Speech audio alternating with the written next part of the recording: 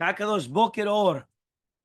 In this week's Parashat, we have the Berachot and then the not so much Berachot that we have afterwards.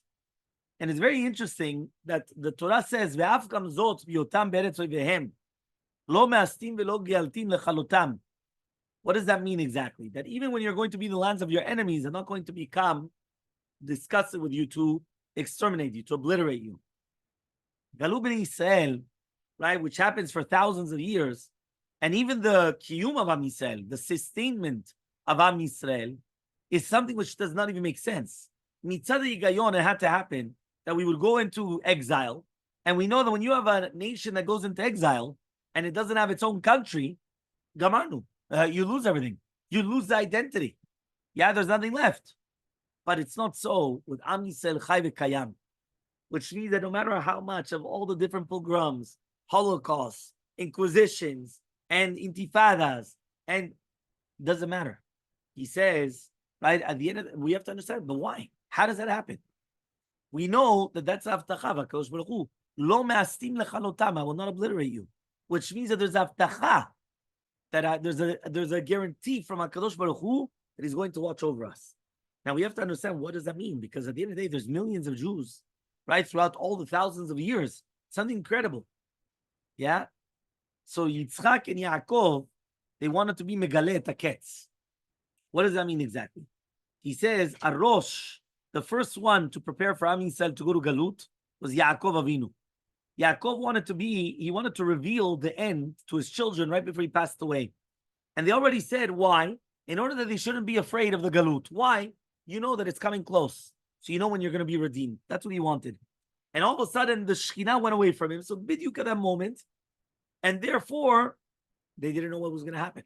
He wasn't able to reveal to them. The Midrash says, Vayikra Yaakov benav. He says, Mesir safa le'nemanim.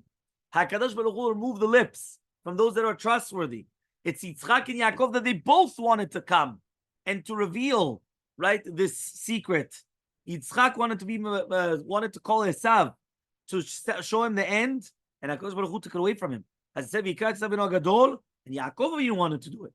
But the Midrash, we have to ask, 1 second, why Dafka Yitzchak and Yaakov wanted to do it? Why only Yitzchak and Yaakov? Why not Abraham?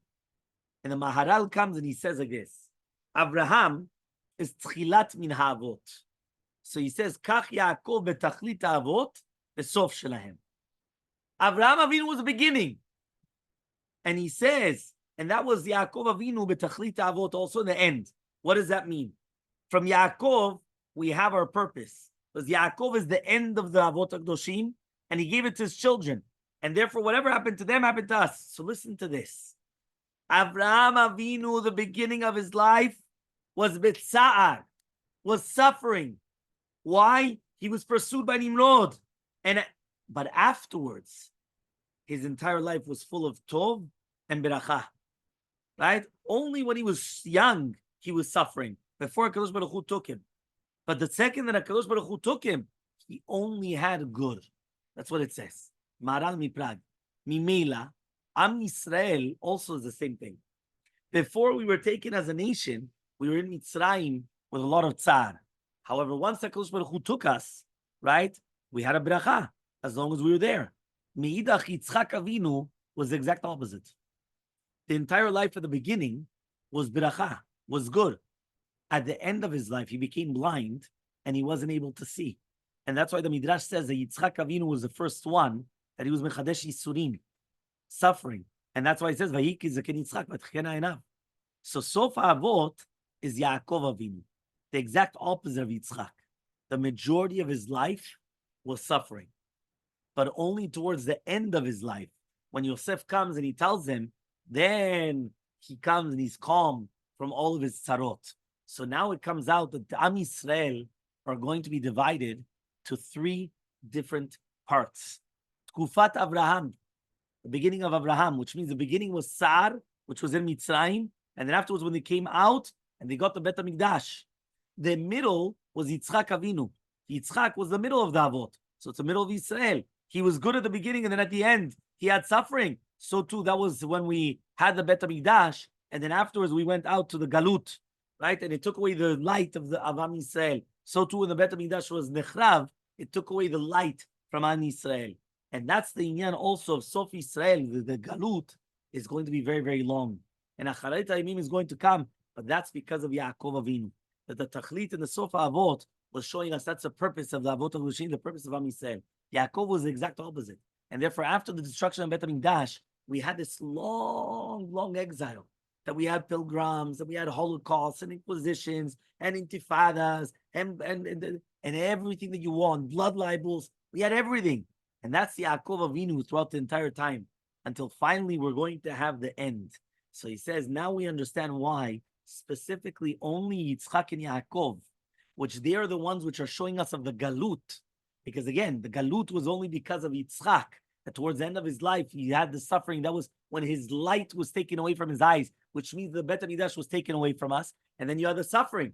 The same thing with Yaakov. So therefore, Dafka, Yitzchak, and Yaakov wanted to reveal to their children, right, the end. So the Maharal and Yaakov Avinu, he comes, it was a very, very long galut. So the Maharal says, Kufat Tov of Yaakov was very, very small, and it's not domeh to the Tachlit of Yisrael that's going to become Nitzchi, that's going to be eternal. And that's the explanation that we say Yaakov Avinu lo met. He never died. What does that mean? Because it's always going to be good. That's what's going to happen to the Tovah in Israel, because we're going to be in the future that it's going to be all good. So after this Akdam, after this introduction, now we understand the words of the Meshech Chochmah that explains the concept of exile, of Galut. He says, when the Shekhinah came on Rashi Ha'am to know if Israel are going to have Atzlacha on Aruch HaGalut, and there it says that the head is everything. Yaakov Avinu asked his children, don't bury him in Egypt. Why? The reason why is because that was the necessity to separate from the Egyptians. Because if Yaakov Avinu would have been buried in Egypt, they would have said, what's the difference between him and everybody else? He says, V'ima Yaakov Avi, Kol Shiftei Yisrael Kavusham, they wouldn't have gone to Israel. And they would have stayed in Mitzrayim. And they would have thought that that's the place that they have to be. So now he comes and he says, now we understand why. And even more than that, Yaakov Avinu saw that he said they should see Mitzrayim, that that's not where they live. How did they know that Mitzrayim was not a place where they lived? Atzeh Shittim. When they came out of in the desert, they had wood, cedar wood. Where did they get that cedar wood? Says the Midrash, Rashi brings it down. Where did they get wood in the desert? He says, Rabbi Tanchuma says, Yaakov Avinu already knew with Ruach HaKodesh that Bnei Israel are going to come, they're going to build a Mishkan in the desert. So what did he do? He brought cedar wood and he planted it. So he commanded to his children, take it out with you when you leave Mitzrayim. What does that mean? They couldn't get it from anywhere else. Yaakov Avinu already from the beginning wanted to put inside of Am Yisrael, you're in exile. You don't belong here. Right? You're in exile. You do not belong in this place. And therefore he says it's another place. And any place only from the Ma'avar, just to go out. So because of that, he went and he said, take the cedar wood to show you that we're only here for a very little time. And then we're leaving. And because of that, that's what Bnei Yisrael say. They were actually like kotzim, right? Bnei Yisrael. So why? Just like the kotz, Enon Yisbach, Ve'oseh Shorashim, B'shan Tuim V'ilanot, Kacha Yinosh Yisrael, because they didn't compare themselves to the Mitzrayim. So they were like thorns. Because the Mitzrayim say, hey, you have to be like us. They were like thorns. They didn't want to put the roots. They didn't want to go all the way down. Avraham Avinu, he went and he made, right, as we already explained at the beginning, Avraham Avinu was the Rosh Lavot. He made sure that they should also take care in Galut. Why? What do we say? He made takanot, siagim, and gedarim. He made fences, Avraham Avinu. Why? Eruvet Avshilin. And that's what they say, Ki dativ, I know that Avraham Avinu is going to command his children to watch over everything. Right? He says, Behu acharav, that's Kavanah Ishmael. Why? Because they went and he said, this is what he is. Right? He says, they stay with him in the house in order that he should be by himself. He says, the Meshech Chochmah says, this is all a shmirah. What does that mean, all a shmirah? He wanted to make sure, right, that there shouldn't be yichud with Ishmael, right, and even Sarah. Because that's why it says that when Achim came to tell Sarah, it says, V'hu acharav. What is V'hu acharav? Ishmael, in order that there shouldn't be, he thought that the Malachim, right, were human beings. So he made sure that Ishmael would stay there in order that there shouldn't be, right, yichud.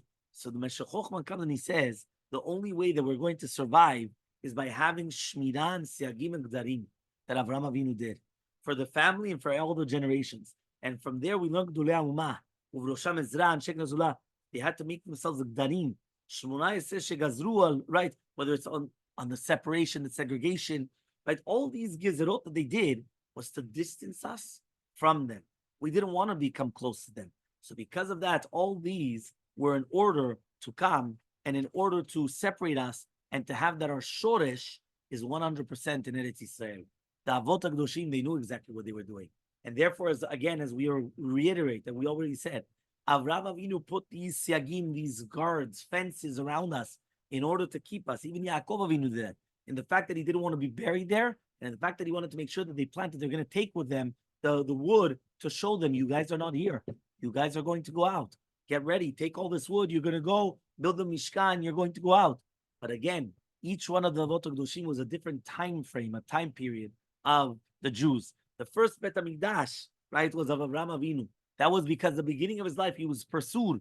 But once HaKadosh Baruch Hu took him in the midst, he had bracha and he had all the best. So that was the beginning of Am Yisrael in Egypt. And then afterwards, when we had the Bet HaMikdash, we were taken out, we went to the Bet HaMikdash. The second one was Yitzchak. Yitzchak was the middle time. What does it mean? When the Bet HaMikdash was destroyed and he wanted to reveal to them the end. Why? Because Yitzchak had a good life. That was during the Bet HaMikdash, it was a good life. But then afterwards, it was destroyed. And therefore, his light was taken away. What's the light? The Bet HaMikdash. The third one is going to be Yaakov Avinu. Yaakov Avinu, all of his life was already after the second Bet HaMikdash was destroyed. All of his life was Betzar until he was 130 years old when he went with Yosef and Paro. Then he only had a few years left that he was tranquility. But until then, his entire life was Betzar. That's Am Yisrael in the third exile, or this exile that we're suffering the entire time. But then it's going to come a time that we're going to come and we're going to come out. And then we're going to have all the berachot, just like Yaakov Avinu Lomet. It's going to be for eternity. But that's only if we're going to come and watch over all of the mishmarot, all of the siagim, the fences, and all the rules that they gave us in order to make sure that we're going to be able to come out of this exile speedily. Be'ezrat Hashem, Amen.